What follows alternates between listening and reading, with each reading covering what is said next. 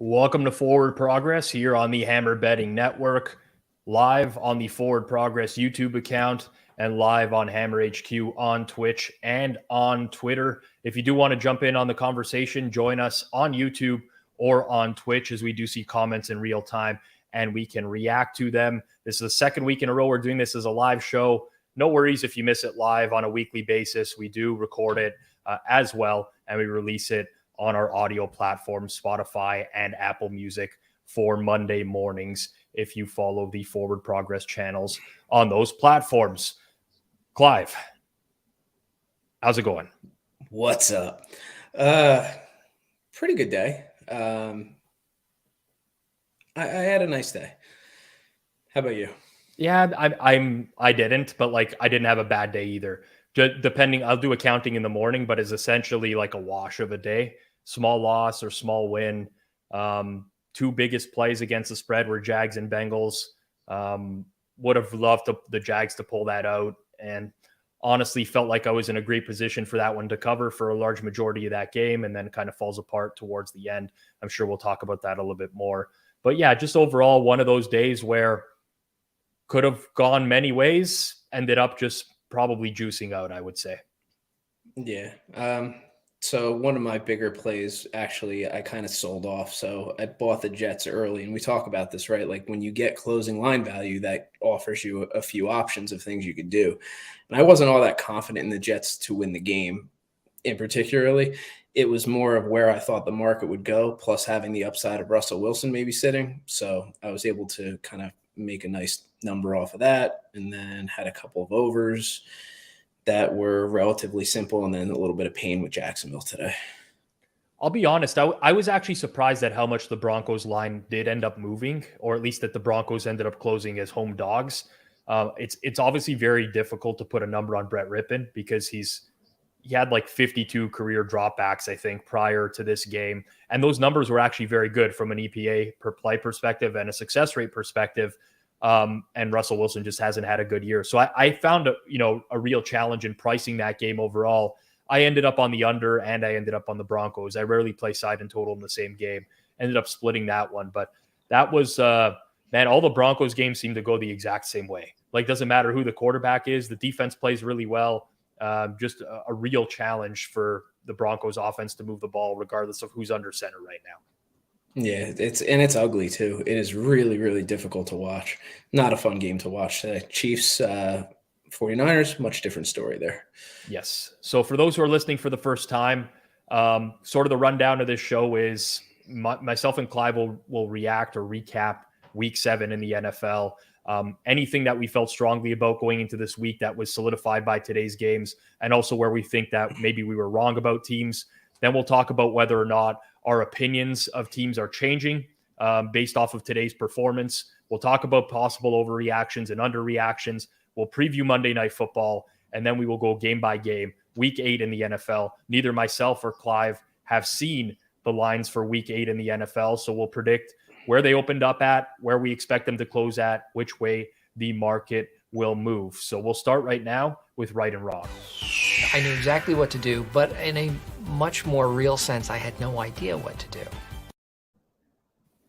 Okay. So we talk about our takeaways every single week.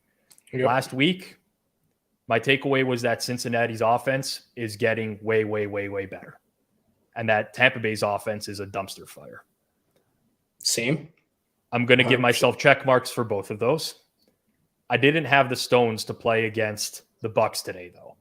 And honestly, in hindsight, as bad as the Panthers are, I don't know why I did not pull the trigger with the Panthers. Like, I think that I've called the Panthers a toxic team, almost borderline unbettable unless you feel like you're getting an egregious number.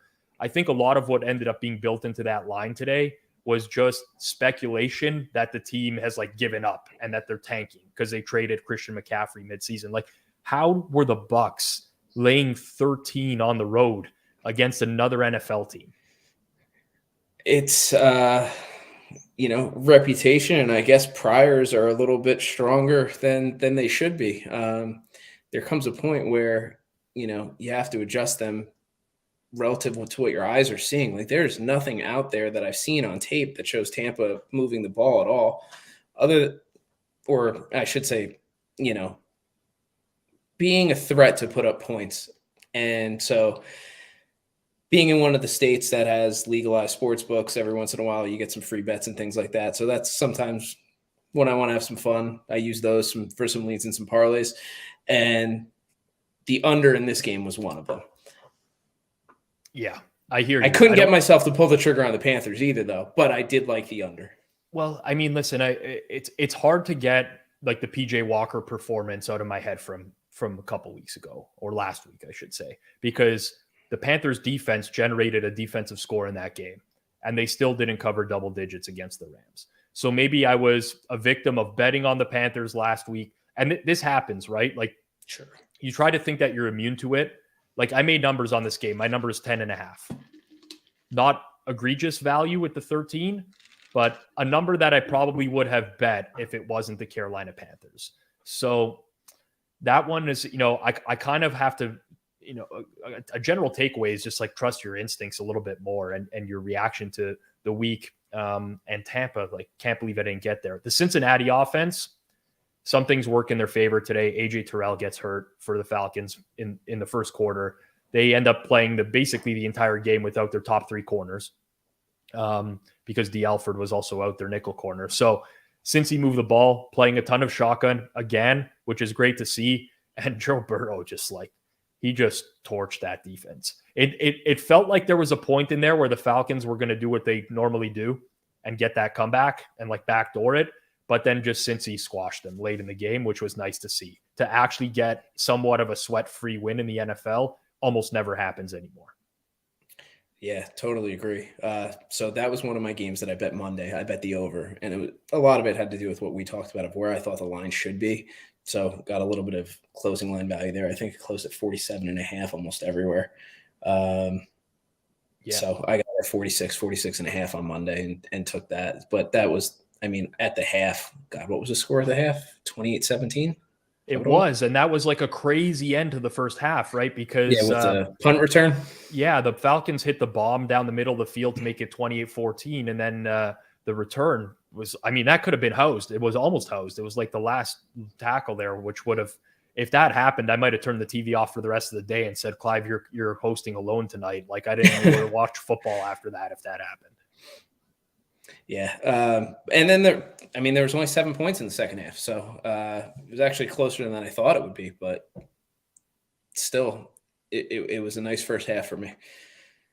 Anything else today specifically that reinforced one of your beliefs in a team, or something that you think that was just like totally, totally wrong on your end? I'm wrong on the Seahawks. So that's one. But before I get to that, I'm still right on Green Bay, and I managed to play a little light play on Washington again for the second week in a row at 5.5. And I'm selling Green Bay, just selling. They are terrible. And I'm sure when we get to there, there'll be some interesting talking points on what we think the line should be. I know it's still Aaron Rodgers, but it was just bad. Just another bad week. So I think this is a good spot to do this right now. And there's a site out there called Unpredictable, which essentially takes the closing point spreads in every game and tries to use those to derive what the market power ratings are for every single team. So I'm quickly going to pull those up here right now. And I will say, I'm not saying that I'm smarter than market or anything, because obviously there's always going to be things that you agree with or you disagree with, and things that you get right and things that you get wrong, especially team specific. But looking at this list today, Tampa Bay, by virtue of their closing spread against Carolina today, was being priced as the second best team in market, about 6.1 points above a league average team. The Green Bay Packers as a top 10 team in market at 2.3 points above a league average team. Those just, like, regardless of the results today, those just reek of being bad, like bad power ratings. You're getting to a point where we're trusting like a prior on a team, or a team to just like revert to the form that they had in previous seasons. If I knew nothing about Tom Brady and the Bucs, or nothing about Aaron Rodgers and the Packers, prior to this season, there's no way I'm getting anywhere close to these power ratings for these specific teams, Clive. Yeah, no, not at all. Green Bay for sure. You might even make that case for the Rams too. Not exactly sure, but a lot of this is based off of priors. I think even Baltimore might be a little bit too high on that list too in terms of the number that it's putting up versus league average. It just seems like the market is slow to adjust, especially on openers, which is where you can find value. It's where I try and find value. I am not a modeler for the NFL the way that I will model the NBA. I don't have the player level stuff, but I mean, there comes a point where you have to start to trust your eye, see where the market moves each week. And is that real or, is it fraudulent? And come up with your own decisions from there. At what point do we toss priors in the garbage? Never. You never toss them in the garbage. You start weighting them less and less. Exactly. So you can move off of your priors quicker, essentially, is what it comes down to. I don't think that there's I think depending on who you ask, everybody has their own process for coming up with a number on an NFL game, right? I do a lot of back testing. It does not work the same for every specific team. If you are just saying, okay, at this point in the season, I'm going to use 25% of what a team's rating was last year and 75% is going to be this year, I don't think that works for every specific team. So for me, it's done on a team level. I will say there are specific teams right now where I think that the prior is almost meaningless. Almost meaningless. Green Bay is one. Tampa Bay is one. The Colts probably would be another one for me that stands out as like, the reality is though, as long as you're not using the prior heavily, you're going to get a very different number than what these market numbers are, right? Like a lot of us will look at this list right now and we're all going to have our own personal opinion on where teams should be shuffled around in this list. But I think universally, there's not a single person right now that would say Tampa Bay is deserving of this number 2 spot or was going into this week. Baltimore's top 5 is questionable. Minnesota at 7 is questionable. Green Bay top 10, Rams 11. There's just a lot here that stands out. And if you have an opinion on these, that's where you're going to end up with bets the following week, essentially. Yeah. And I mean, you can kind of start to look at just one half of the game and see which side that they're fraudulent. I think Tampa Bay for the numbers that we just saw there was about 3-3 on each side, offense and defense. I think you could probably bring both of those down. But, Baltimore is a team that I thought was too high. Why? I think their defense is overrated. Green Bay's priors are still based on the offense, and their offense has been terrible. There's been nothing to see there that has given me any indication that they're going to turn it around. It's more than just chemistry at this point, in my opinion. Stuff like that. Agreed. For those who are listening to this back on Monday, inpredictable.com is the site with the NFL power rankings. You can check them out yourself.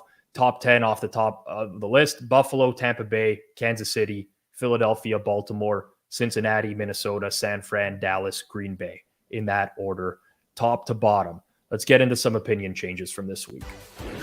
I listened to your arguments, and they were rambling and flimsy. I'm not convinced. All right. I have a few that stand out off the top of my head. I'm going to put you on the spot. I hate when people do this to me. So naturally, I'm going to do it to you as a co-host. Fair. If you had to guess the team today, granted the Miami-Pittsburgh game is not completed yet, but prior to Miami-Pittsburgh today, the team that had the worst yards per play on offense in the NFL from today's games, who would it be? I honestly think it's Green Bay. Green Bay would be a logical guess. They had 4.9 yards per play. There were a bunch of teams worse than them. One was Indy, Broncos. One was Tennessee. One was Denver. The worst yards per play on offense was the Baltimore Ravens at 4.0 yards per play. I did not have that. Against the Cleveland Browns defense. Baltimore managed 254 net yards on offense. They welcomed Rashad Bateman back to the lineup. which in my opinion is a big difference for this wide receiving core, considering who else is there. Should theoretically open up stuff for Mark Andrews, should, do a lot of things for that offense. They could not move the ball today. They stunk offensively today. Lots of running plays, 41 runs on 63 plays overall. They went 7 of 15 on third down, or I'm convinced they would have lost outright at home today. I don't know what to make of the Ravens anymore. I have no idea what the identity of the Ravens is, because that high-flying offense we saw early in the year, the one that was blowing these massive leads to the Miami Dolphins, that doesn't seem to exist anymore. Defensively, okay, they played fine today. Patrick Queen made some big plays, some big tackles for loss. Overall, though, Cleveland had 6 yards per play on offense. Cleveland had a 48% success rate on offense. I just don't know that the Ravens are actually good. And this is someone who bet them on Sunday Night Football a few weeks back against the Bengals, laying 3. I'm very concerned about this team going forwards. I'd be interested to watch how Cleveland schemed against Lamar Jackson. Is that changing a little bit within the league? Are teams doing a little bit different? Because you're not seeing the same production that you were seeing out of him before. I mean, he threw for 120 yards today. That's it. That's not a big number. 10 carries, 59 yards, nothing crazy, only 11-yard top or longest rush. Now that I look at it, it's really bad. I did tick them down just a hair in my ratings, but maybe I should even be ticking them down a little bit more now that I look at it a little bit more in depth. I did not think they should be 6.5-point favorites today, but I did not pull the trigger either, to be fair. But part of that is because I think a little bit of a lack of confidence in Cleveland too. So it was two teams where I just do not feel great about. Yeah, so I had a very small Browns play today. Honestly, would have been bigger if Bateman hadn't been ruled in this afternoon before the game started. Tough, but Baltimore, to me, they had some pretty impressive offensive performances against the Dolphins and the Patriots. The last 3 weeks, Bengals, Giants, Browns, I don't know where this offense has gone, but it's gone. So we'll see if they can get it back on track on a short week. They play Tampa Bay on Thursday Night Football. That's going to be an interesting one overall. Second team for me, and then I'll let you go to anything where you have an opinion change. I thought this was going to be a great bounce back spot for the Chargers. I did not bet the Chargers today because I'm just not typically comfortable having them win by margin. They're like a team that I just don't really want to regularly lay points with. Similar to Monday Night Football against the Broncos, right? They stunk today. They laid a complete egg across the board. Offensively, defensively. I don't know what to make of this team anymore. But ever since losing Bosa to injury, it's been a disaster. They lose J.C. Jackson today, who hadn't been playing well, but they lose him regardless. Mike Williams gets injured today. They're already out without Josh Palmer. They did get Keenan Allen back today. But I don't at the beginning of the year, the AFC West was everyone was talking up some team that was going to dethrone the Chiefs in some way. Yeah. And it just seems like the Chiefs are miles ahead of everyone else in that division. Miles. The one NFL MVP future pick that I made was Justin this year. And I mean, that looks like that's right down the toilet. They are not looking good at all as a team on both sides of the ball. They're not looking great. I mean, defensively, they look terrible, but offensively, I know they have injuries and things like that. It just hasn't been their year for whatever reason. I can't really put it just doesn't feel right. It's hard to say. I mean, today was an especially bad performance if you just look at their numbers across the board. I mean, the Seahawks moved the ball pretty easily. They outgained the Chargers by 1.6 yards per play overall. Seahawks 46% success rate on offense. The Chargers were just a 37% success rate on offense. And maybe the Seahawks defense is getting a little bit better. They did play well against Arizona last week, kept them out of the end zone, but that's a horrible number again. Even if the Seahawks defense is better than we think they are, they're not an above average defense by any stretch of the imagination. I don't know. The Chargers, to me, I have to downgrade them. Like I have to. I just don't know what this team's identity is. Very similar to Baltimore in that going into the year, had high hopes for them. Right now, they can't seem to do anything right. I did have a small plan on Seattle today. They were another team that I bet early in the week at 6.5. I mean, they moved. I think that line closed at like 4.5 or 5, depending on where you were looking, which I do think is probably the right number in retrospect. But I thought there was enough value at 6.5 to play the Seahawks, and that's because I already knocked the Chargers down a little bit beforehand. Yeah. Any team that was on your radar this week, some team that you just, you thought you had them pegged, your opinion is completely changed on them after this one specific game? I'm wrong about the Raiders. I know that.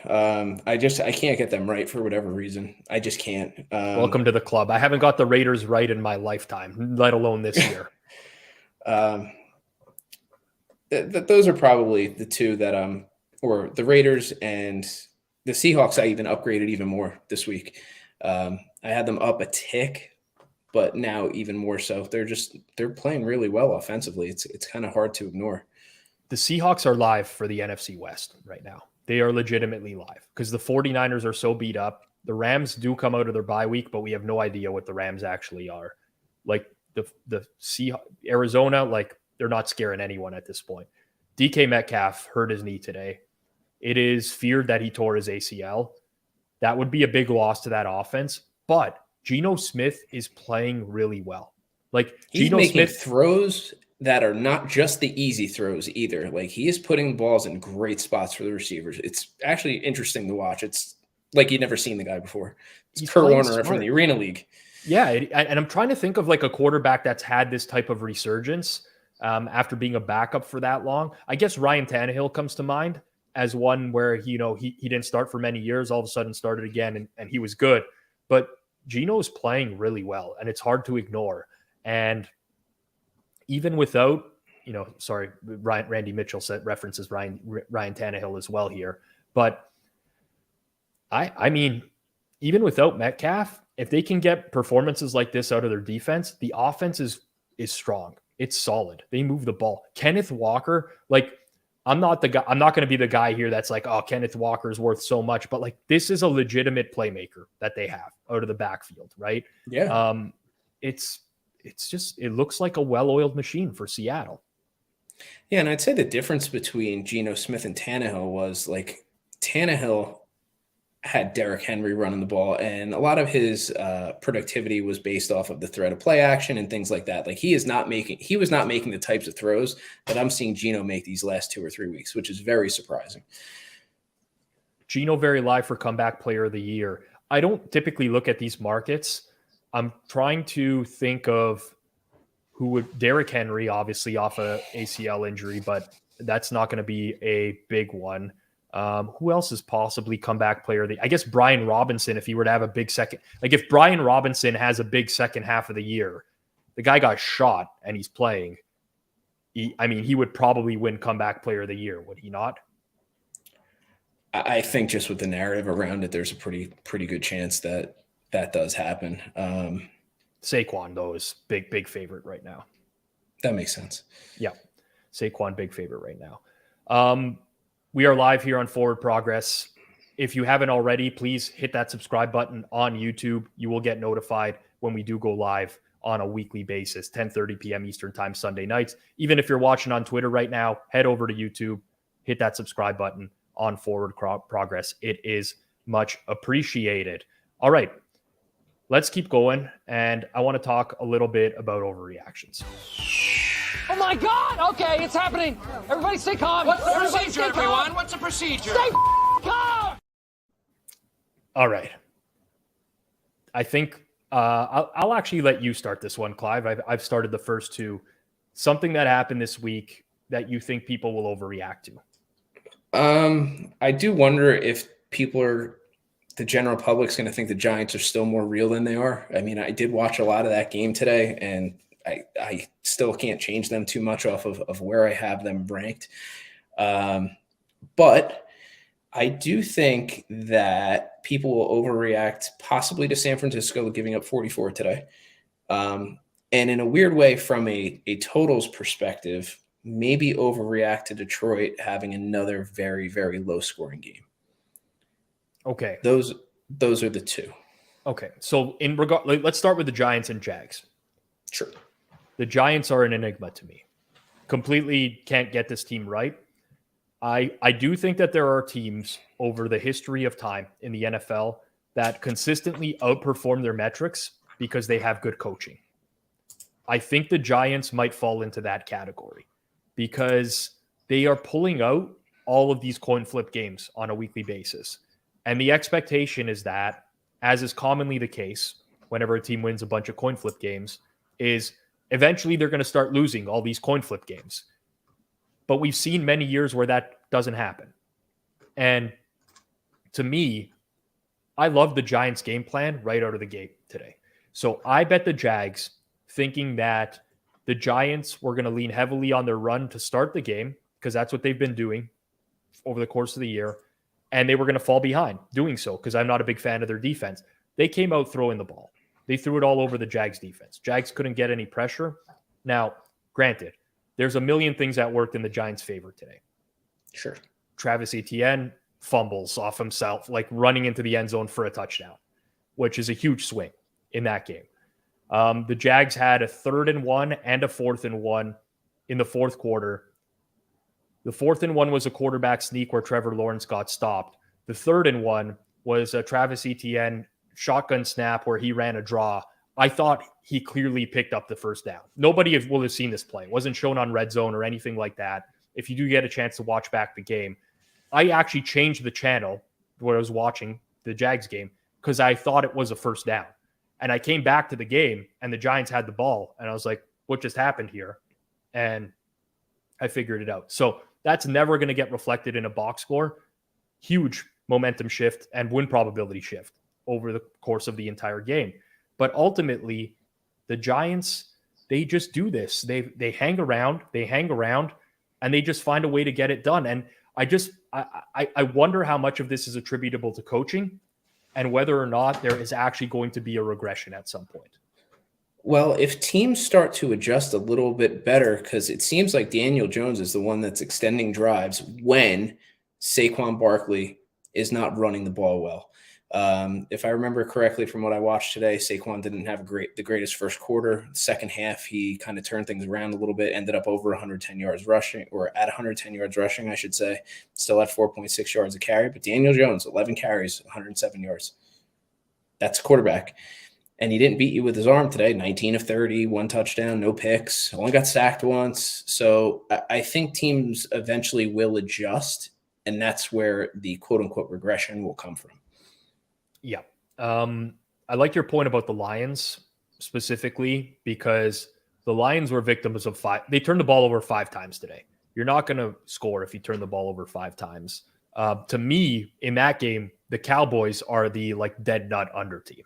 Like if we look at the Cowboys' 7 games this year, granted, Dak Prescott's played 1.5 of them. The highest scoring game was 43 points. The median, 35. The average, 34. They're playing very low scoring games. And essentially, Dak Prescott just had to play like Cooper Rush today. That's all he had to do.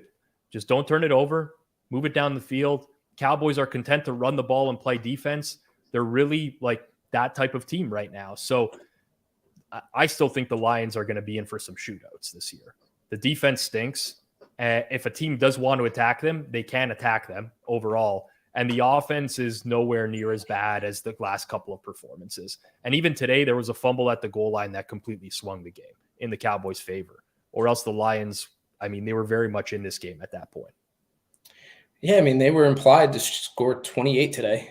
If you were to look at the total, the implied would have been 28-21 Dallas. And, like you said, with all the turnovers for Detroit, which isn't uncommon for Jared Goff. It's not, crazy. They were at the complete bottom end of their range. I don't know if this is 2 of 3 games where they scored under 10 points or it was the last 2. I don't remember who they played last. They were off New England before the bye. It was the Patriots. They got shut out. Yeah. So I'm not going to overreact to that and then start to say like Detroit's going to be an under team. Their defense is still terrible too. So, and their offense is bad enough where they can allow the other team's offense to score just because of, turnovers in red zone or that lead to red zone, things like that. They're just a really bad football team. And that's after last year when they were covering so much. I know a lot of people were on them, Dan Campbell, coach of the year, things like that. I wasn't that high on them, but I thought they had a chance to make some noise in a weak NFC North. Surprised. The sentiment on Dan Campbell has changed quite a bit, as I expected it would.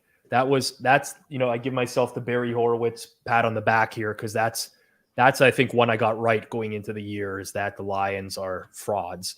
I don't think they're as bad as the market will think they are right now, but they were certainly nowhere near as good. I had San Fran on my list as well, so I'll quickly talk about that. San Fran, they did get a bunch of players back from injury. They at least got Nick Bosa and Jimmy Ward back this week, but they suffered some more injuries in game. It's the identity of this team is changing, because defensively, the defense would hold them in. Dre Greenlaw got hurt again today. They're without Emmanuel Mosley, Javon Kinlaw, Eric Armstead. It's kind of a disaster for them in the front seven, but it was the Chiefs. And when you run into the Chiefs like this, in hindsight, even when the Chiefs were down in this game,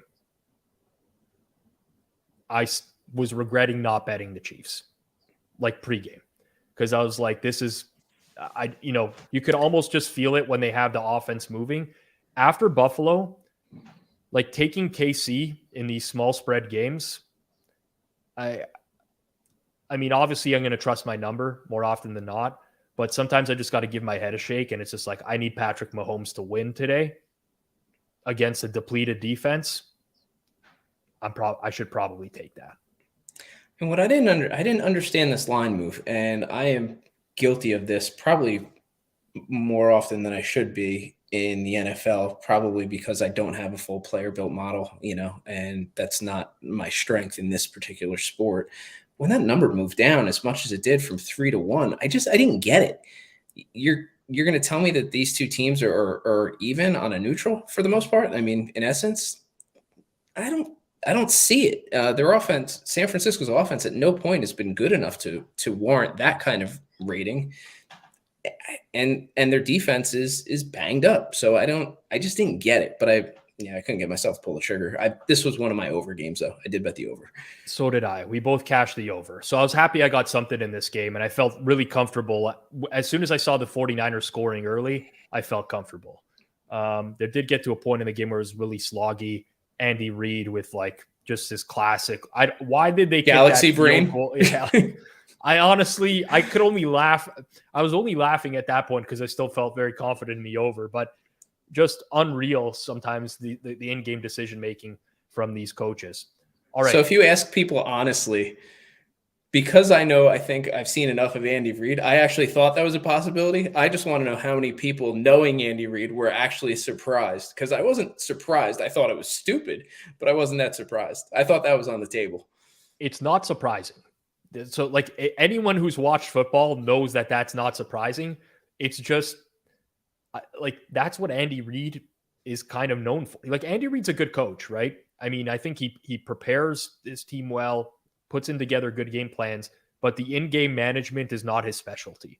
He will do stuff like this on a regular basis. Today I don't know how much you watched that game.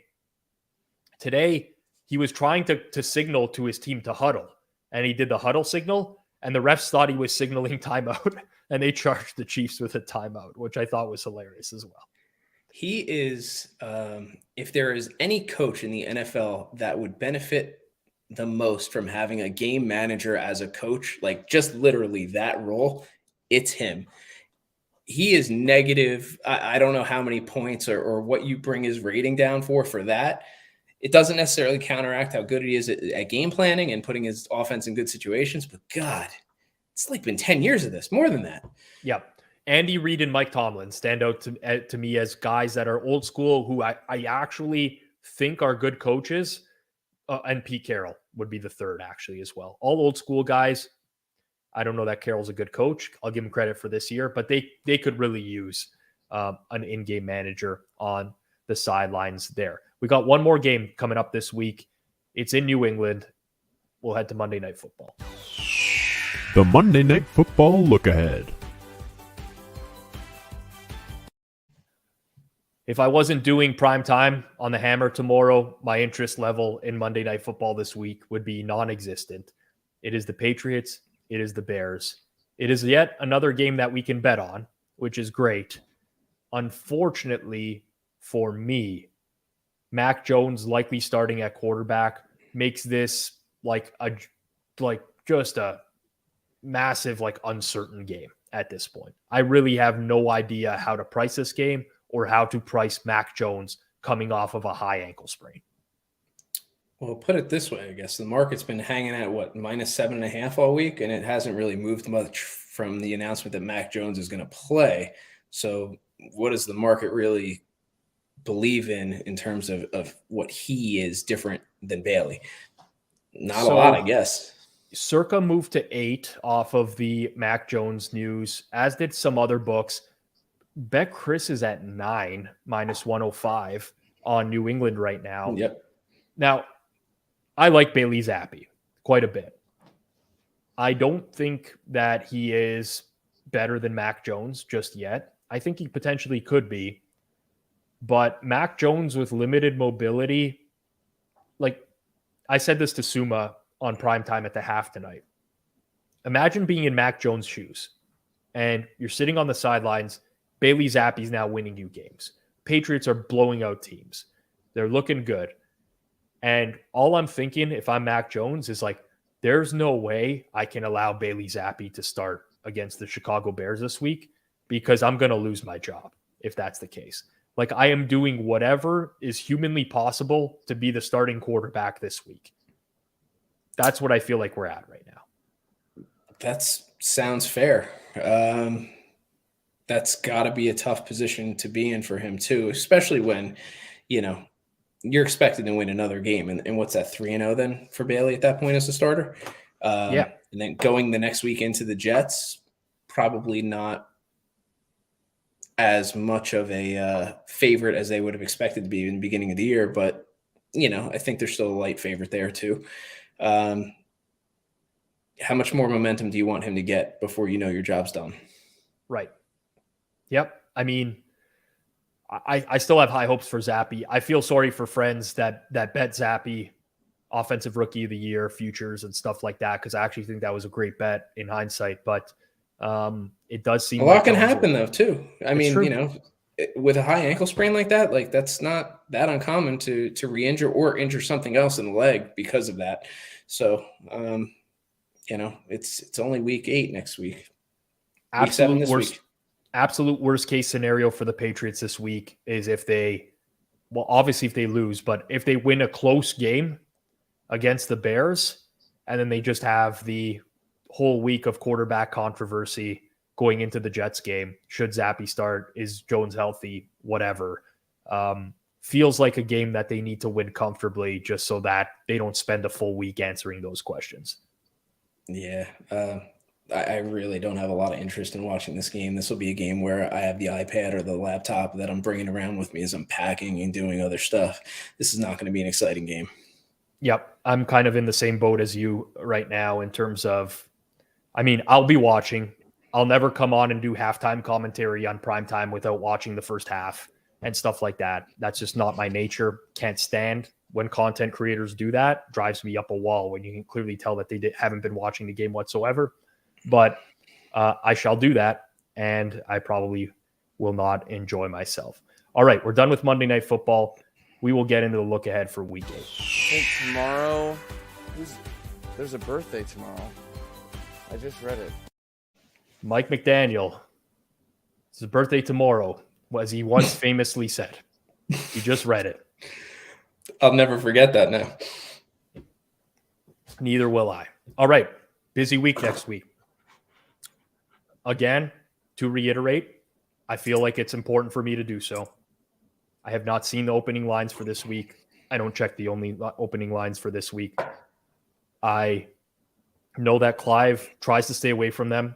For the listeners out there, Clive, is there anything that you've accidentally seen this week that's come across the computer or mobile device? Did I? If I did, I don't remember it. I turned off my bet stamp notifications just to make sure that didn't happen. So I don't think so. Perfect. We're in a great spot. Let's get it started.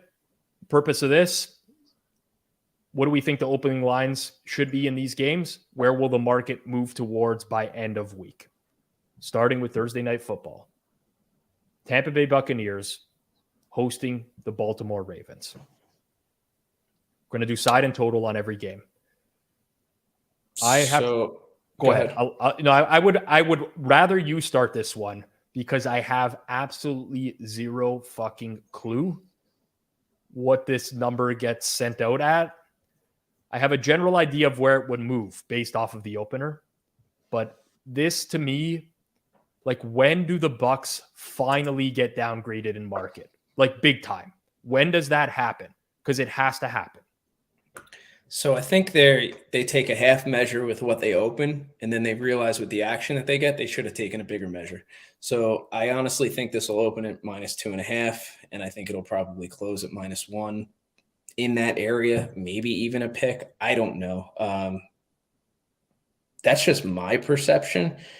I can't imagine opening this at -3. All the Baltimore money would flood in. Mm-hmm. So, I mean, that's just how I see it. And again, like you said, we haven't seen any of these lines. We've had not even 6 hours to really react or something like that. So that's where I'm at. Okay, so if the Bucs did not lose to the Panthers today, if that game wasn't played, let's say we didn't witness it, the line is almost certainly, in my opinion, Bucs -3 next week. It can no longer be Bucs -3. We have all seen that happen. Now it's how far do we have to adjust the game? I think it's going to be like Tampa, very small favorite, maybe even pick them. You think it's going to open there, or you think that's where it's going to end up? Because I agree with you that that's where it's going to end up. It might end up Baltimore favored. Honestly, believe that. Okay, so let's also recap what happened today. Antoine Winfield got hurt for the Tampa Bay Buccaneers. I believe it's a suspected concussion. They're already without Carlton Davis and Sean Murphy-Bunting and Logan Ryan and Akeem Hicks. If Antoine Winfield is out, they're basically missing a fifth defensive starter. That's true. The Ravens are healthy now. They got Bateman. Like, the Ravens are essentially at full health. Justin Houston back today. Rashad Bateman. Everyone that was questionable on the injury report played. Ronnie Stanley played. So I think, okay, I'm sending out Tampa Bay -1.5. And I'm very confident that Baltimore is getting bet. So, like, why would I then send out that number? I'm sending out pick. I'm sending out pick 'em. And I think the game is going to end up around pick 'em. That's where I'm at on this game. Okay. I guess just historically, I feel like books are too slow to adjust to that kind of thing, especially with a team like the Reputation. So I think in principle, we agree what the line should be. It's just a matter of, I think, what gets sent out. But I think it moves so quick. It might even be moving right now. Like, in all honesty, like if there's a number out right now, it might have moved already. Total will be interesting. I've talked about the Ravens offense today and the last 3 weeks. With that said, they are at full health and full strength. The Bucs offense is at full strength. Well, no, that's not true. Julio's still out. And Cameron Brate's out. And Russell Gage got injured today. So they're not.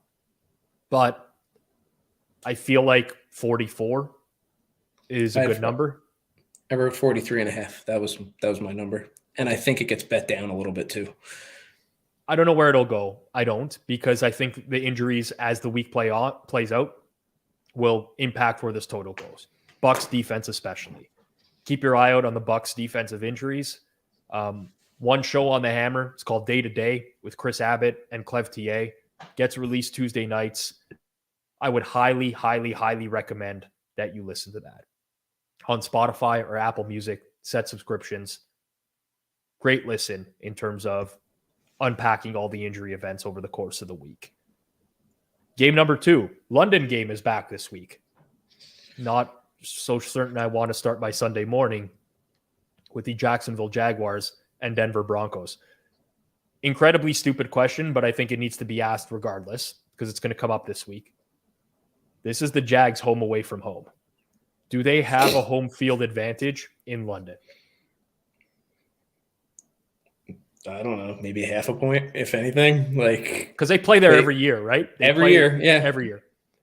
Oh, and we didn't talk about that today either. I mean, that felt very Giants heavy today in the crowd. I don't know how much you were listening, but I mean, the Giants traveled well for that game, by the way. So that's something I'll think about kind of going forward. I mean, maybe a slight edge just because, too, they've done the travel, that's kind of a habit for them a little bit. I don't know, maybe a little bit, maybe half a point, no more than that. All right. I probably won't give anything, but I think it's worth discussing no matter what. The Broncos today, don't even get me started on this offense. Like, people were messaging me in game, like Brett Rippon is a huge upgrade over us. No, he's not. They all stink. The Broncos had 4.3 yards per play on offense today. They had a 35% success rate. They lost to a New York Jets team that had 10 first downs and a series conversion rate of 47.6%. That's one of the lowest numbers I've seen all year. They still lost. And potentially Breece Hall done for the year. Oh, yeah. I believe he tore his ACL. I'm pretty sure he tore his ACL.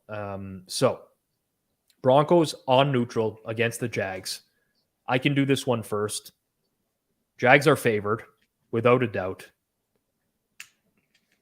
Probably 3. And probably the total has to be extremely low. Even though the Jags defense stinks, I'm not convinced the Broncos can score on them. 39.5. So are you making this number with Russell Wilson playing or no? Russ is supposed to be back. Yeah, well, they say he's going to be back. Now, this guy has a hamstring tear. Like, how effective could he I don't really know what to do with this game because the Denver quarterback situation is a disaster. But I am assuming that Russ is going to play. And even if he doesn't, I don't even know. Like, I don't know what the difference between these quarterbacks is right now. I have no idea. They're both terrible. Well, the market has been still rating Denver at a decent clip, and I think they would have been favored over the Jags on a neutral field before this week. I think. Opening. Maybe. That's assuming Rippon? No, that's assuming Russ. Okay. Yeah, probably there. I don't know who's going to play. I think it's insane to think that Russ is going to play next week. Really. I do. I think if that's the case, it's definitely, I think, Jags 3. Maybe 41 is the total, and it probably gets bet down a little bit. Yeah. I can't see the total in the 40s. Maybe I can. Oh, I'm sorry. If Rippon's playing, then I bring that number down 1.5 probably. So 39.5. Yeah. I guess we should just honestly wait for clarity at the quarterback position. This is huge speculation regardless, but that's a bit of a disaster of a game. The audience gets 2 ideas of what we're thinking about, what those guys mean. Yes. Going to bypass Bears and Cowboys for obvious reasons. Tomorrow night's game has a pretty large impact on what that number will come out at. Rotation 255, 256. Raiders going to New Orleans to take on the Saints. So the Saints will be on 10 days rest for that game. I think it's likely that Jameis will start that game. Okay. Saints have been downgraded in market, obviously. Yeah. And listen, I was wrong on the Raiders this week. One of the losses I had was Houston +7 today. I've been bad on them. I have them at like -1.5. Raiders -1.5? Yeah. Okay. I think that's a good number. The Saints are dealing with a lot of injuries. So right. This could go many ways.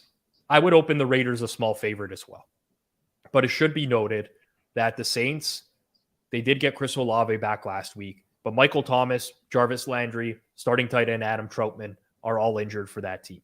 Defensively, they were without their top two corners, Marshawn Lattimore, Paulson Adebo, against Arizona, and Bradley Roby got hurt in that game. So my expectation is that if the Saints get some positive injury news, they will close as favorites in the game, in my opinion. That's fair. Yeah. Because if we do look at the Saints this year, they've been a team that's been killed by turnovers. Their success rate metrics are very good, but they get killed by turnovers. I'm not saying that's going to change with Jameis, by the way, but they're going to be a team that is viewed in the market as unlucky because of the turnover luck that they've had so far this year. So if I think they get some positive injury news, the market moves towards Saints. That's my thoughts. That's fair. Total for me, probably 48.5, maybe 49. Yeah. High total. Agree with you. I'm pretty much right on point there. 48.5, something like there. Saints have been playing some high scoring games. I don't know. I mean, people, obviously the 76 points on Thursday Night Football, their last 4 games have been 53 points or higher. Their defense has been terrible. I mean, they're brutal. Banged up too. I mean, to be completely fair, they are banged up, but they're getting scored on at will. The Raiders median final score this year, total points, 53.5. The Saints, 53. Maybe we're a little bit low on the total, although it's tough. This day and age in the NFL, hard to say. Yeah. Okay, I think we're pretty close on that one. Next game. Atlanta Falcons hosting the Carolina Panthers. You want to give this one a go? Because I have a number, but I don't feel great about it. Neither do I. I'm going to not even look at the advanced lines this week. I did that for a couple games last week. I actually consider that a form of cheating. So I'm not even going to do that. So I have somewhere between 4.5 and 5.5, and I'm leaning 5.5 Atlanta. Okay. But I think that's too high. I don't think anyone wants to bet, even though Carolina won this week, I still think that they're viewed as a dumpster fire, perception-wise. Even in the pros, like the sharp community, no one wants Carolina. They're not getting bet anymore. They're like a dead team. Atlanta has gotten bet at points this year. I don't really know that there's going to be. So I'll send out Atlanta 6. Okay. And I don't know that it moves.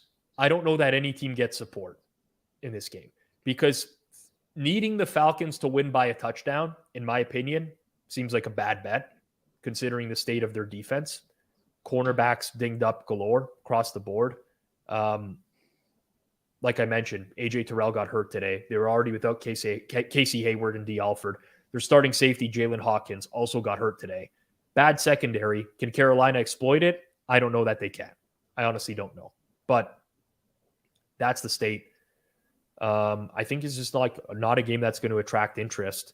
From a total perspective, now you have two teams on like polar opposite ends of the spectrum as well. You have Carolina, who plays exclusively low-scoring games for the most part. And then you have Atlanta, who actually, you know what? I was going to say Atlanta plays like high-scoring games, but they did have a few duds in there that were low-scoring. I think the total in this game is going to be around 41. And I have a little higher.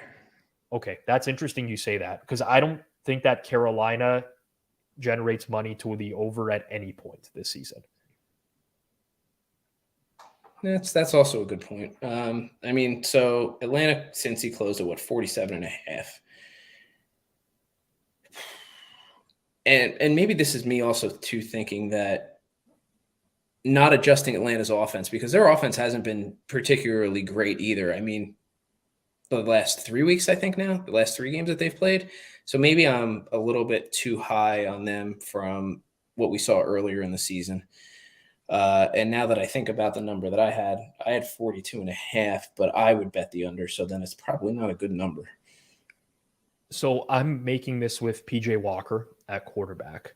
I think we do have to point out, I believe there's a chance Sam Darnold plays next week as well. Week 8 was the Yeah, so he could be eligible to play, or not eligible. He could be physically able to play week 8. If Sam Darnold plays, I'm not saying that this is right, but Carolina is going to take money. I agree with that. He's better than PJ Walker.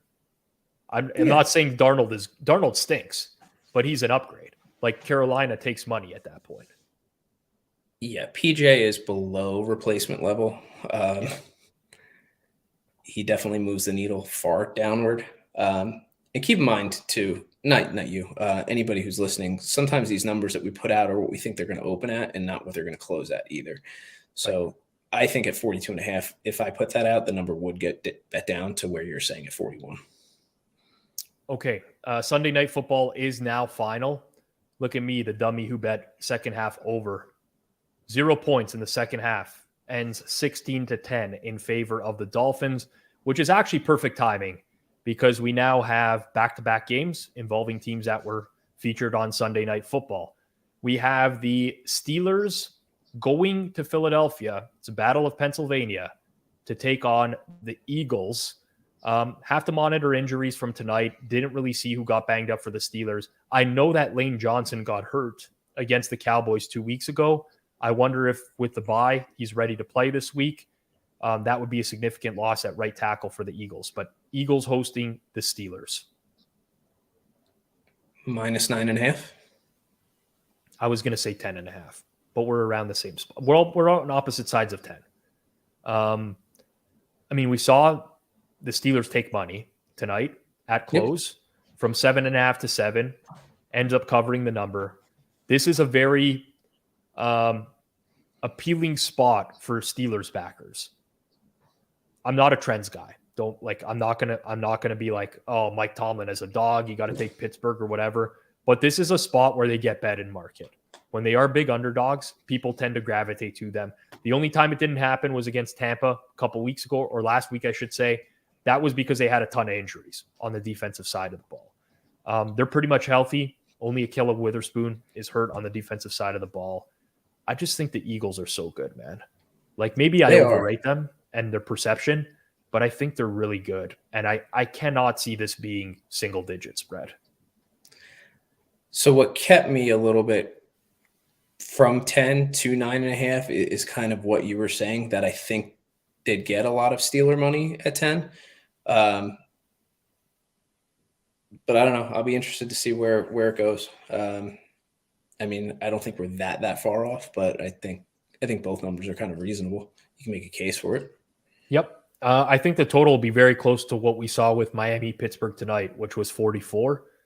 Eagles better offense and better defense than the Dolphins. Don't think you really changed the rating of the Steelers all that much tonight, considering they performed close to like what the spread was overall. So 44 for me. I think at 44, it might get bet up a little bit. I could see it going to 45, but yeah, I think it opens lower. I mean, 44 being a key number in the NFL, I definitely think it's way more likely to be bet up than down, personally. Obviously, this is like weather dependent.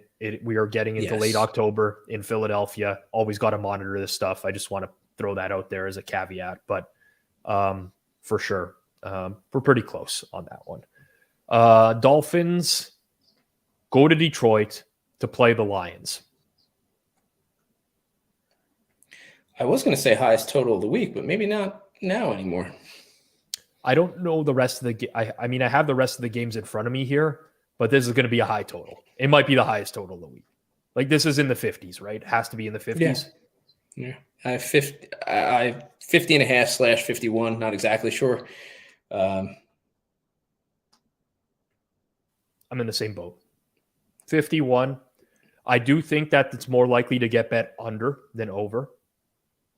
Most times when you see a high total, especially highest total of the week, this is just something I've noticed from betting the NFL for several years now. More likely to take money on the under than the over. I do see this as a game, though, that could be some fireworks. Although, I mean, Miami ends up 16 points against the Steelers defense. Yeah, maybe I'm wrong. Maybe I'm overvaluing the offenses here, and I just feel like it has to be in the 50s. Yeah, I agree. And then Dolphins 3.5.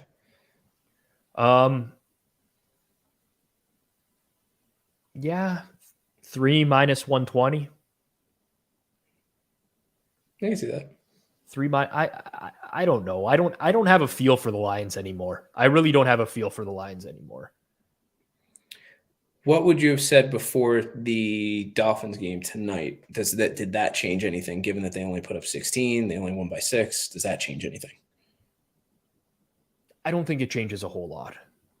Okay. I think there's one of two ways here, right? It's 3.5 plus 100, 3 minus 120, one of those numbers. Like you can't send out 2.5 or something like that. It immediately gets bet Dolphins. Can't send out flat 3. I think it gets bet Dolphins. Yeah, I don't know. I think -3, minus 120, and 51. That's my best guess. Okay, yeah, that's fair. I was definitely leaning more towards 3 than 4. I don't think like for the 3.5. So I'm with you. I could see two-way action on this game. By the way, yes, yeah, I could too. I think Miami will take early money, and Detroit will take late money. That's my perspective of this game. Most likely to happen, in my opinion. All right, we get to a team coming off a bye. The Minnesota Vikings play at home against Arizona.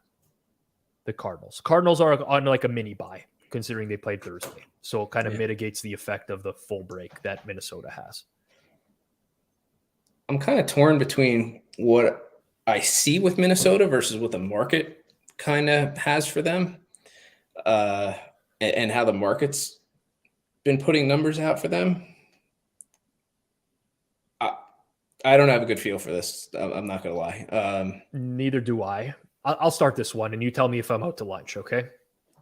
I have no feel for the Vikings at all, especially coming off the bye. I think Minnesota opens something like -6, and Arizona gets heavily bet this week. I think people are waiting, including myself, to fade the Vikings, especially in a situation where they're expected to win by margin.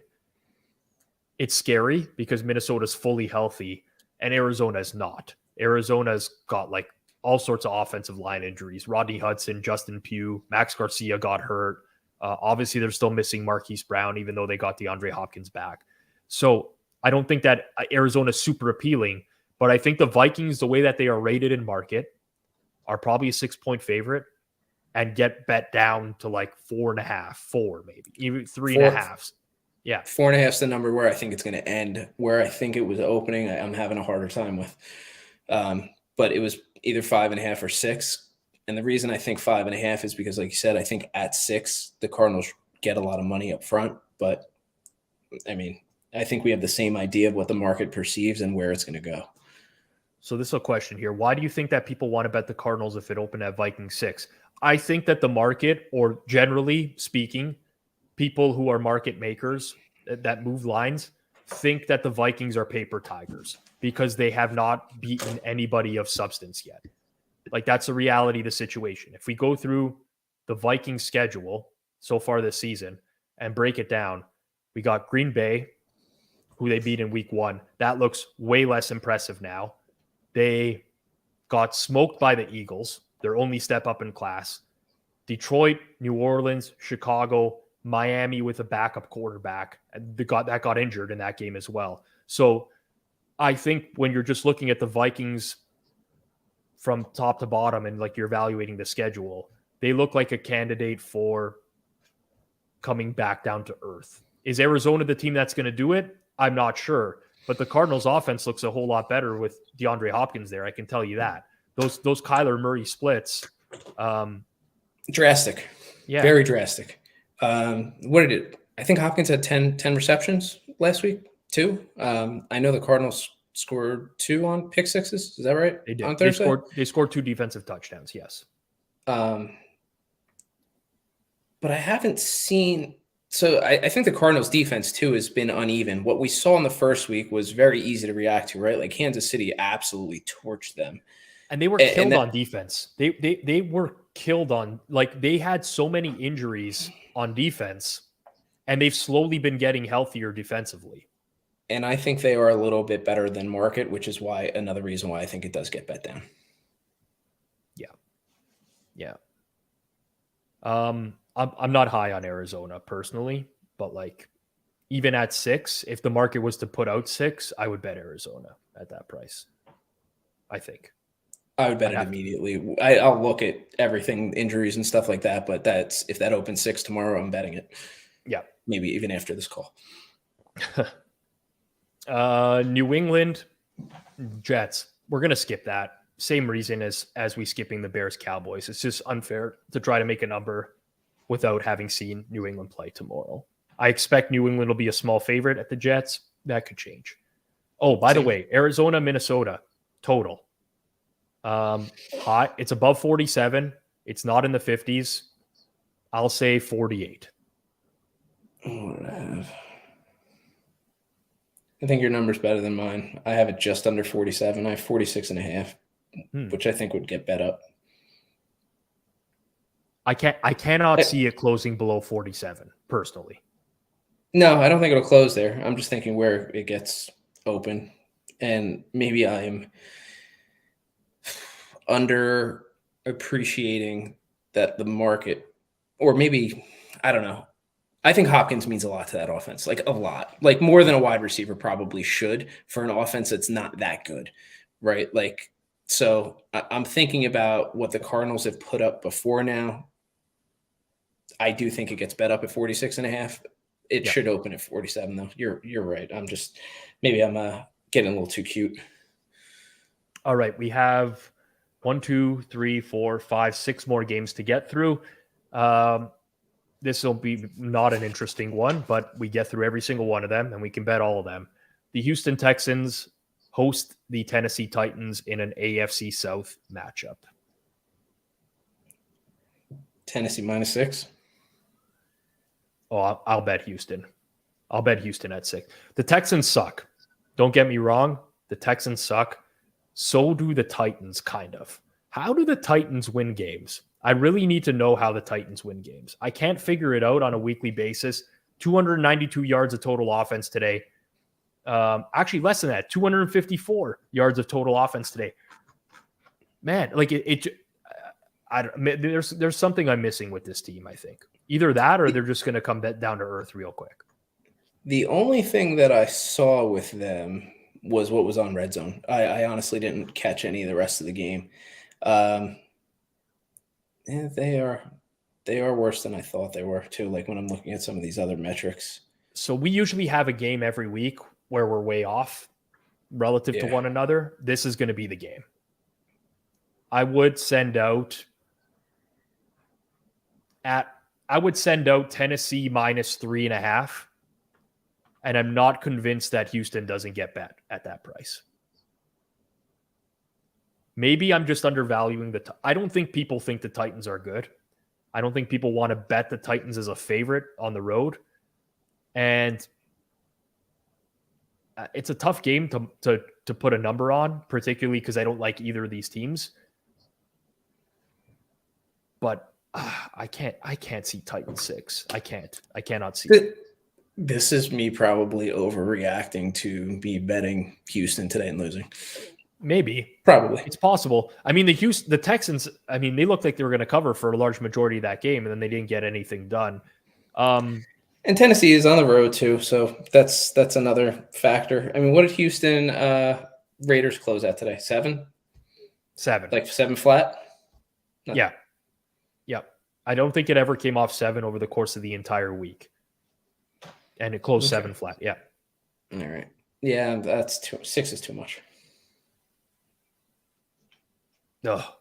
I already see myself betting Houston. I don't even want. I want to just for. Well, I just gave you a number that you're thinking is actually possible. What is? It's what true. Do you think the total? 44 total. 44. I bet under. I don't know. I'd probably say 42.5. Okay. We see one of these two teams or maybe both, very differently. I don't know which one it is. It's probably both. That's what happened last week. Like when we were far off, it was me being off on two different teams in each direction. So I'm overvaluing and undervaluing probably again. Okay, the one we're all waiting for next week. Imagine I said this to you before the beginning of the season. The 6-1 Giants going to Seattle to take on the leaders of the NFC West right now, the Seattle Seahawks. When you started that, when you framed that, I thought you were going to go to Green Bay, Buffalo, but then I realized it's a Sunday night game. I didn't see any of that coming at all. The market still doesn't like the Giants, very clearly. And the market does like Seattle. Seattle gets bet today. The Giants don't. I think that's telling of where these two teams are viewed relative to one another, or how they will be viewed relative to one another next week. I think this is a very easy line to set, personally, which is Seahawks -3. Exactly what we saw for Giants-Jags today. I think if anything, the Giants get bet, but I think it's most likely going to close at -3. Like -300 or of. I don't know that you can make a case for Seattle to win by 4, so I don't think that they're going to get bet. But -3, I think the number is going to just hang around -3, -110 on both sides for the majority of the week. I was thinking 2.5 -120. I mean, maybe the DK Metcalf injury is enough to take it off of 3. The Giants have a lot of injuries too. Like the Giants got beat up today. Who else got hurt? Adoree Jackson got hurt. Offensive line, Evan Neal went down. They lost another offensive lineman, tight end Daniel Bellinger. Like Wendell Robinson got hurt. They got beat up today as well. So it's hard to say without the injury news in this game, but the market hates the Giants. The market's going to continue to hate the Giants, in my opinion. I think Seattle -3. I think the total is going to be higher than people think for a Giants game, but the Giants profile to me is a pure over team right now. The offense is better than people give them credit for. Their defense stinks. Same with Seattle. I'm going to say -3, 47.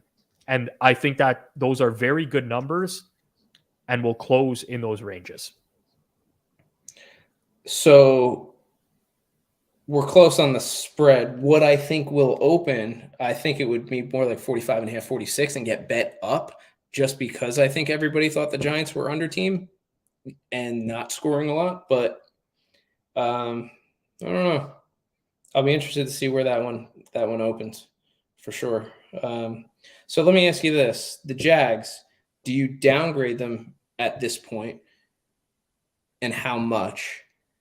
Like Seattle and the Jaguars, right? Like before this week, what did you have them? Probably a 1.5 difference, maybe? So the thing about the Jags today is the Jags didn't play a bad game. They played fine, but they played worse than their expectation was. Like if Jacksonville closed -3, -115, which was relatively the range that they closed, and you run expected points on this game against the Giants, it's probably coming up to close to a coin flip based off the box score metrics. So I think naturally, personally, I will slightly upgrade the Giants and slightly downgrade the Jags based off of today's game. Okay. That's not bad.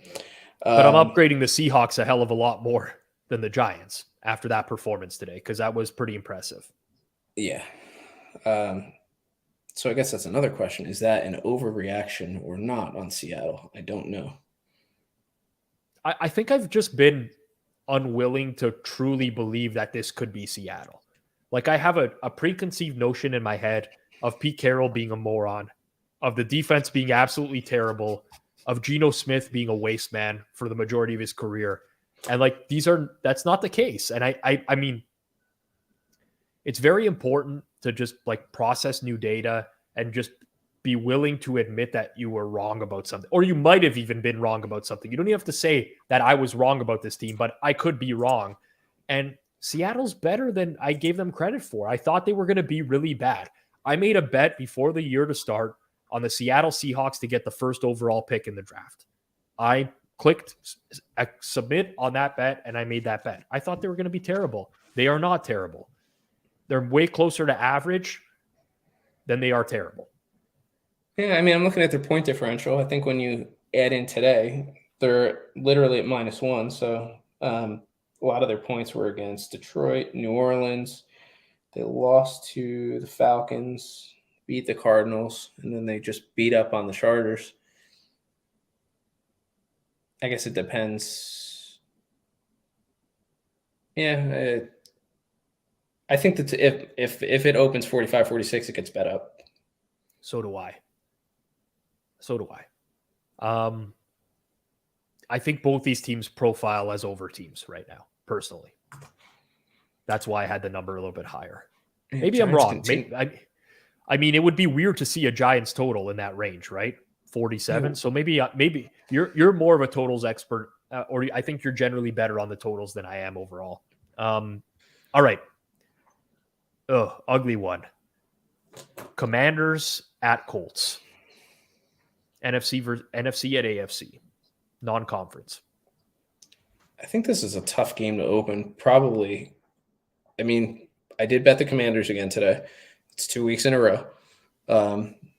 This week, I think they were the right side. The week before against the Bears, not so sure. I don't know what the market still thinks of the Colts. I don't think highly of the Colts at all, especially offensively. I mean, we've said Matt Ryan's kind of done, but I mean, do we need to see any more? They have 113 points in 7 games. Yep. But what does the market think? Well, the market had the Colts, according to Inpredictable, at 0.7 points below average today, the 15th best team in the league. I can tell you that I bet the Colts for a small play today. I personally had them lower, much lower than 15th in the league, but I also had the Titans much lower than where the market had them at number 16. So I think the Colts have generally been overvalued in market over the course of the year. I don't think that's going to stop. I think you're definitely using market power rankings to create a number on this game. I think the Colts will be favored by 3.5 at home to Washington. And Washington is going to look damn appealing as a 3.5 point dog, needing Matt Ryan to win by margin. Yeah, I have the Colts opening just a little bit higher, but just based off of what the market continues to put out, I just don't think they're going to adjust the opener enough. But I have no interest in betting the Colts at anything under 2.5. Anything worse than 2.5, I don't think I could find a Colts bet. Neither could I. I will pump the brakes on Washington. Washington does upset Green Bay today. They had one turnover. There was a second one, which I think went for a Green Bay touchdown that got called back. Due to a defensive penalty. So Washington technically did not get the back-breaking turnover, but they were very close to it. Washington had a 36% success rate on offense in this game. They basically won because their third down conversion rate was extremely high, and Green Bay's was horrible. Green Bay did not convert a third down at all. I'm still not sold on Washington's offense. I think they profile as an under team. I think the Colts profile as an under team. I think this is a low total. I'm going to say 41 is the total. I have the same number. And I don't think it's going to move, honestly. No. I don't think so either. Feels right. I don't know that anyone's going to take like a huge stance on that total. And if it opened a little bit higher, I wouldn't be completely shocked, but it comes down if it does. I agree. I agree with you there. Okay. We're pretty close there. San Francisco taking on, I was going to say, it's a road game. It's technically a road game. There'll probably be more 49ers fans in attendance, but they're taking on the Rams next week on the road. So when they played the first time, 49ers at home was what, -2, if I'm Yeah, remembering correctly? -2, That's two what and close. something like that. There's going to be an adjustment on the Rams since then, I will say. Like the Rams have definitely been downgraded in market since then. The 49ers as well due to injuries, but I think that they're viewed better in market. There's also something to take into account here, which I'm not sure matters, but it's worth pointing out, which is like Kyle Shanahan's record against Sean McVay. Yeah.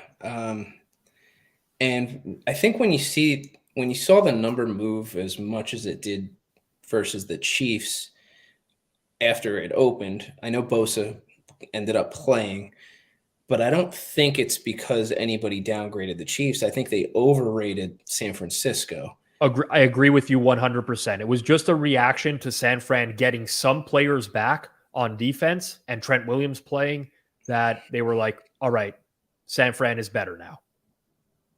Yeah. I mean, in terms of like power ratings, I have these two teams really close together.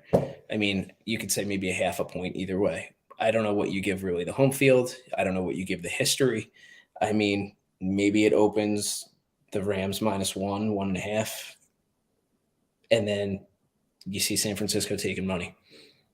Yeah, I'm kind of in the same boat, maybe just a little bit less. Like, pick them, and I think San Fran will probably take money. No, I don't think anyone. Well, the Rams are off a bye, so we have to do account for that. We do have to account for that. Yep. But I generally just feel like the sentiment of these two teams in market is that the Rams are trending down, and even though the 49ers get blown out this week and they lost to the Falcons last week, I still feel like the market really respects them a lot more than the Rams. Yeah, and that's why this is one of those things where I think they put out a number and then San Francisco just takes a bunch of money, and it's annoying because I don't understand it. I mean, I understand it, but I don't understand it. I don't know when the market's going to downgrade the Rams enough, I guess is my point. Like to the point where they open them wrong or correctly, because they keep opening them wrong. Agreed. So the Rams' efficiency numbers on defense are strong. Mm-hmm. Like if you adjust their success rate on defense to the schedule that they faced, they're second best in the league. You adjust their EPA to the schedule that they faced, they're seventh. Overall, arguably a top 5 defense in the league. Most would say that they have a top 5 defense. Like Denver would definitely be up there. Probably Buffalo, Tampa, Philly. Yeah, Philly, Dallas. Like they're in the mix for the top 5. San Fran's defense is an abomination right now. An abomination.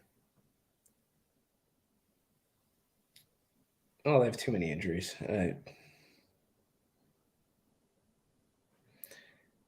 So what do you open a total at? Low 40s. 41, same as last game. I wrote 42, but that's partially because of the injuries. Yeah, that's true. Actually, I got to account for the San Fran. Maybe you're right, closer to 42. It's low 40s regardless, right? Yeah. And honestly, who's going to want to bet the over in this game? It's probably one-sided towards the under. Yeah. It's probably one-sided towards the under. Okay. I'm very intrigued by this one. Sunday Night Football. Buffalo Bills off a bye, hosting the Green Bay Packers. Green Bay loses Alan Lazard today to a shoulder injury, I believe. I believe they lost Rashawn Gary to a concussion. David Bakhtiari didn't play. They stunk as a whole. The Packers stunk. Like, I can't even describe. I think stunk is just a really good. They had 232 yards of total offense in this game. They were 0-6, as I mentioned earlier, on third downs. They just could not get anything going. This, to me, is the hardest one of the week. For a total or for a side? For both. Incredibly difficult for me to price this game. So I think at 10.5, the Bills get a lot of money. Do you agree or no?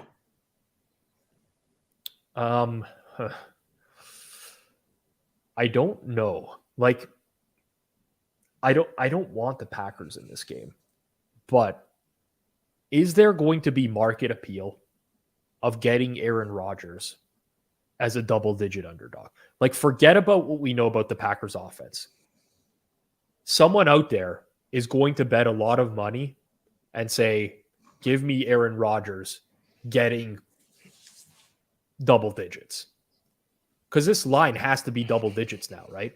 Like, Yes. It absolutely cannot be a single. Like, you cannot open anything below 10 because the Bills will just get pounded. Totally agree. So, like, based on, unpredictable, like, probably the line is 8.5 on a neutral, something like that. And that's going into this week. Yeah. You still haven't seen anything better. And Green Bay probably gets downgraded. And then you think about the injuries on top of that. That's why I have 11 to 11.5. Yeah. I think you're like, it's kind of a dead zone there because 12 is a dead number, right? I could see personally, I think we will see two-way action on this game. So I think your 11.5 is good. That's probably my number.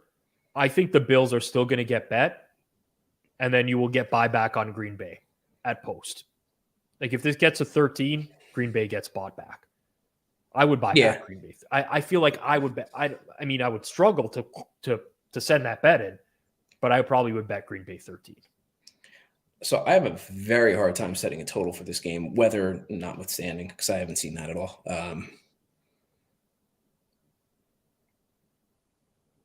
I think it should be a little bit above 47 just because Bill's offense is so strong, but Green Bay's offense has been so poor. I don't have a good feel for this, and I like totals, and I don't have a good feel. If you gave me above 47, I would probably bet under. I don't think the Packers are going to be able to move the ball consistently. Both defenses are good, better than you get. Like, Green Bay can be run on heavily, but like, that's not what the Bills do.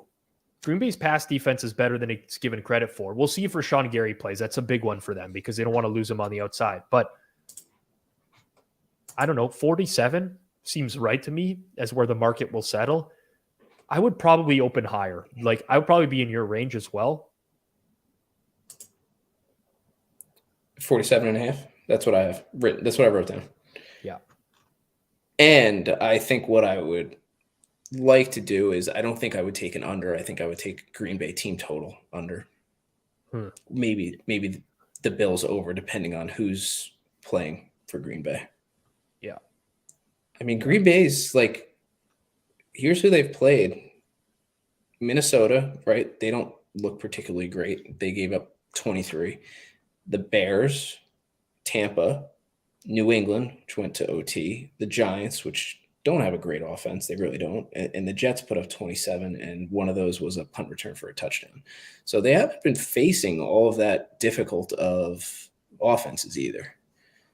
No, but if you actually break it down, Chicago, Tampa Bay, New England, Giants, Jets, even Washington, like, Green Bay has played much better defenses than people realize. That part's true. Yeah, I was thinking the opposite, though, meaning like their defense isn't as strong as what their numbers are. So, like, I'm talking myself into maybe Green Bay's offense is better than we're giving them credit for. Like, let me quickly pull today's numbers here. Okay, so pulling today's numbers, if I adjust Green Bay's success rates to their strength of schedule, they have the 7th best success rate on offense in the league, but only 18th in EPA per play. So what this tells me is that Green Bay does not have an explosive offense, but they can kind of move the ball downfield at little chunks at a time, which would lend itself to an under, actually, because you'd have clock moving, less explosive plays. So this one's tough, man. I honestly don't know. Again, in the confidence ratings here, this one's a 0. This is low. No clue where this will go. We'll close off with Monday Night Football before we sign off. AFC North, Cleveland Browns hosting Monday Night Football. The Cincinnati Bengals come to town. I think I'm probably grading Cincinnati a little bit better than they are because I think they've been on kind of an upswing offensively. I agree with you there. This just feels wrong to put out, though. It feels wrong to put out the Bengals -3.5 on the road against Cleveland, but maybe that's what the number should end up, and maybe it opens at 3. I don't know. I think I'm giving the Bengals too much credit. Maybe. Bengals are getting better on a weekly basis. For me, I send out -3, -120 on Cincinnati. Okay. I can see that. That's a little bit more fair. The Browns played fine today. The Browns actually played a very decent game. They just sucked on third. The game was decided on third downs today. Pure and plain and simple. Ravens were 7 of 15 on third downs. Ravens were 2 of 2 on fourth down. This is like a reversion to the Browns defense from last year where they cannot get off the field on late downs. And the Browns are just 2 of 11 on third down. But aside from that, the Browns outgained the Ravens by 2 yards per play.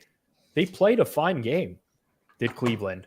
I'm definitely not downgrading Cleveland. I'm upgrading Cleveland off the loss. It's just that Cincinnati is getting better and better and better every week offensively. And Cleveland's defense has been terrible. I mean, scoring-wise, they have definitely not been good. I don't know about their success rate against. I'm sure you probably have those numbers a little bit more fine-tuned than I do. But Cleveland has had a very, very, very, very difficult time keeping teams in low numbers. So I will say this about the Bengals. They were missing Logan Wilson today, who is a very, very good tackler in their front seven. Trey Hendrickson got hurt today. He says he got a stinger or something like that. He doesn't know if he's going to miss time. But if they're missing guys in the front seven, that will work in the Browns' favor because the Browns want to run the ball, and they can run the ball on pretty much every team that they face. So that can be a great equalizer in the game. That would be my only concern here in terms of the total because to me, the Browns profile is an over team and the Bengals profile is an over team, personally. I feel like this total is going to take over money, but I'm concerned about the Browns just being so run heavy that they just drain so much clock. I would probably send out 47, and the expectation would be that it gets bet to the over. So Cleveland-Baltimore today closed at what, 47? Cleveland-Baltimore 46 closer, and a half? 46.5. Some books 47 juiced under. Yes. It's going to be higher. Thinking, it is. And maybe I'm thinking that because I would bet the under, maybe I'm opening it lower at 46 because I think at 47, I bet under. Okay. For a lot of the reasons that you mentioned. I don't know, somewhere between 46 and 47. If they open at 47.5, I'd be kind of surprised. Which way did this get bet today? Didn't it get bet? Didn't it kind of double-sided action on this game? Yeah. This week, there was 2 totals that I saw this week that had heavy action one way or another. It was Browns-Ravens and Colts-Titans. Those are the 2 that I think got heavily bet in both directions. Okay. Like, there's going to be a lot of people that talk themselves into betting Joe Burrow against Jacoby Brissett, right? Yeah, and I think it's kind of weird. Like, I think if you put 46 out, it does get bet over, like you're saying. I just don't think it should. Fair enough. You're entitled to your own opinion. I'm wrong a lot. Everyone knows this. I'm also wrong a lot. I just try to be right. I don't even want to say 52.4% of the time because I'm not trying to break even. I'm trying to be right like 54% of the time. Yeah. That would be it. I would take 54% in the NFL. Yeah. I would take that for sure. No questions asked. All right. I actually really look forward. So just for those who, I'm not going to look at the lines tomorrow. I won't. I usually don't bet till Tuesday morning. But Clive will. He'll send me a Telegram chat saying, you were right about this. I was right about this or whatever. I'm not trying to screw up your process. No, I won't do that. No. I kind of like it. I do like to get my first glimpse of the board and see how the market moves. So I actually really, really enjoy doing this show. It's not something that I typically do, and I do enjoy it. I'm glad that a bunch of you tuned in tonight. It's been very much appreciated. Again, don't have to tune in live on a weekly basis, but if you do, that's great. For those that don't, you can always catch the replay in audio form on Spotify, on Apple Music the following day, or you can just watch on YouTube in full as well. If you are watching on YouTube now, hit that subscribe button, hit that thumbs up to like this on the Forward Progress YouTube channel. This has been Forward Progress, Week 7 in the NFL. For Rob Pizzola, Clive Bixby, and our producer, Jason Cooper, thanks very much for tuning in, and we will catch everyone next week. Peace.